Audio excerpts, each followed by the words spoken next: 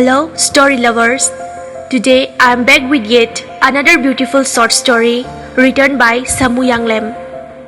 This is our fifth story collections presenting from Loktak Studio. So, let's get started. Miyoybagi punsigi khongchat awa anana pikthali. Nungayba amasung awaba galorena chatli. Kanana sukhalude punsi mahaki khongchat. Matam galoyana chatki. Yening tha oirambadagi naken tha amu oirei. Aigi punsisu naha oirambadagi ahal amuk oirei. Tungi lambi telei. Hingbagi asa mami samlai. Haukiba wari kaya masen marang oina urakle. Matam amagi nungsiraba isaigi sur. Fazaraba thabalgi mangal ngasidi. Khudingmak haunaduna loinamak aigi ifamdagi lapthokre. Loinamak chatkre. Adubu matam adugi nungsiraba wari singdudi ningsingdabadi ngamde. Nongma amanba dairigi chena singdu amamamta oina hangdoklui. Wari singdu ningsinglai. Kaka tapna kaurai aina hanna yengthoklui. Romaga machaga aigi tungda leptuna leirami. Aina tapna Roma kadai chatlubano. Kaka yumda chatlubani. Chattaba kuiri haiduna. Haino amunba se chao imana pirakpani. Ainasu kakada pizage haina purakpani. Mamit aniduna aingonda nungsina yenglai. Mikup aduda aigi wakal mafam khangdana malangda tawba haurakhi. Ai mahaki nungsiba wahaiduda haifam khangdana thamoisida nungsibagi mami tarai. Yai jage. Aina tapna khumi.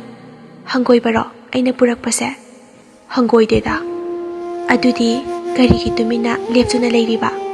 Roma kaidaurage. Kakagi nakta aina lepasi hainadrabro. Ay chatkrora nang yamanushi. Aina mita pi ira chenduna mangonda haiki. Ay sukhange. Aina suka kabunusi. Roma gi mamitagi mapita rai. Aduga tapna hairai. Kakagi dama ay leiri. Ay se nangi Romani. Kakana adumayna punsi lelaga ay nanungayramgani khanbra. Ay mahaki wahaydu tadana wakal amada luplami. Karigidamak Romana aibu nungsiriba. Aina karigidamakta mangondagi lapthokpa ngamdriba. Ay haifam khangdana wari. Aigi punsidi ihang-hangba atyagumbani. Aigi wakalgi palefam leitre. Adudi hayu nungsiba nangdi karigidamakta amu sapong laibano. Punsise leichil nongphaygumbani. Paikrasanu leichil gumna. Ay khangi tatkraba nungsibagi langla ama amuk Romana nauna kisilakpani. Langla langjil mangkraba nungsibagi kisi adugi wariduni. Ay kanasu thazararoy.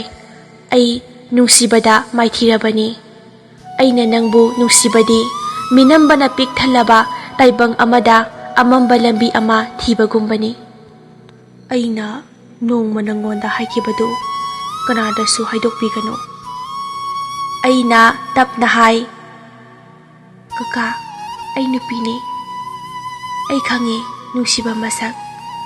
Kakagi damakta ay nakanada so haidokloy. Nungsiba haibasi ahoba amasung aroyba haibadu layramgadra. Ay nakarigi damakta kaka nangbo asuk nungsiruribano. Nanggi tappa ingba wakhalduna aygi thamoybu khudum chankre. Roma makhol thokna kablai. Aikoi anigi achikpa wakhaldugi marakta aina khonjal ama takhi. Kaidaurage lambiduda ay yumlomdasu chatlure. Thenge laone. Ay office kadabani. Ay khangi khonjal adu Romagi mapuroiba Romeski khonjalni. Ay ngonda onsilla aga. Ahal sidi kanano angaw barane. Makoi marang ziga siya chariba fijol siga. Nangbu kanano ne? Khumsu khumde angaw barane. Jumi ay angaw bani. Ay na tumina itom da khanki. Romana tapna khumki. Tamo, mahak angawa nati, michamne. Mahakini haibada kanasu leitre. Maraibak yama thiraba kakani. Mahak pulu na tawbisi. Romesh na saurap na haiki. Hai, nang mahak kakari thongne. Hojiki matamse yam lurabane. Angawa sasinaraga hudong saba lawba ngaktane. Mahak su dugumba mini. Tamo, Romana yam na ngak na khumki. Lao ne, thengi ne. Mafam marang khangdaba miga hek sangga tawrodana. Roma chatkirami. Mahak na chalamdayda mamit ani duna aingonda nungsina yenglami. Nongchup thangba atiyada mikup amagi oina maningtamna sanajarambi angangbi nongjabidu khanghaudana amuba leitilna kupsinki.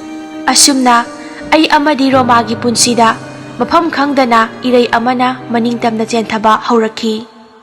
Nongma moirangdani ai Khorirolgi thoram ama yauba chatli. Mafam aduda Romesh Romaga leiba urami. Romesh Akash ka tinaba marup oirami. Romesh moirangda agri officer oina posting taba kuiramdri. Aina wari tarakpada aibu ubada Akash na changlai. Akash lamdam asigi isay mayek amadi saireng ibada maming yamna chatpa naha amani. Mahak Sahitya Academy Awardini. Akash na noklaga, tamo, udaba kuireda, karam tawbire. Nongma MDU Hallda ichininaw Khorirolgi thoramduda unabadagi unadre. Tamo nungairi ko? Nungairi. Yambasu, Akash. Aina tapna khumi, Romana mamituna aingonda yenglai. Tamo na iba drama ama nahan radio da sandorae. Tabada yamna nungai. Wahay wata yamna fazay.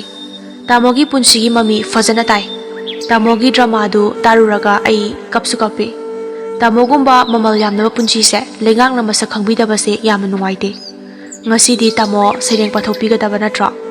Ay na tapna khumi. Pathokani. Romesh na aingonda ngak na yengi. Akash na Romesh ta onsilaga. Romesh kakasi khangnong ne. Yamna phaba Sahitya karne. Drama da natana pauseda fazaba wareng saireng ibane. Mamal yam khraba tamoni.